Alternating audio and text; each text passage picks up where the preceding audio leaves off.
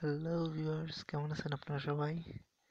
আজ বঙ্গবন্ধু শেখ মুজিব কুইজ 6 জানুয়ারি 2021। আমরা আজকের প্রশ্নটা একটু দেখে নিই। 1966 সালের 18 মার্চ থেকে 20 মার্চ ইডেন হোটেল প্রাঙ্গণে আওয়ামী লীগের ষষ্ঠ কাউন্সিল অনুষ্ঠিত হয়। কাউন্সিলে 6 দফার প্রতিটি দফা যুক্তিসহ বিশ্লেষণ করেন শেখ মুজিবুর রহমান।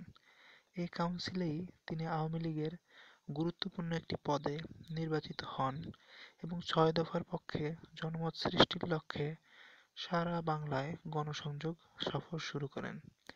এ সময়ে তাকে 8বার গ্রেফতার করা হয়। ষষ্ঠ কাউন্সিলে শেখ মুজিব আওয়ামী লীগের কোন পদে নির্বাচিত হন? এর শতভাগ সঠিক উত্তর আমরা দেব।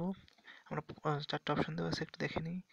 সভাপতি, সাধারণ সম্পাদক, সাংগঠনিক সম্পাদক, সহসভাপতি। এর শতভাগ সঠিক উত্তরটি আমরা আমাদের ডেসক্রিপশন বক্সে দিয়ে দিচ্ছি।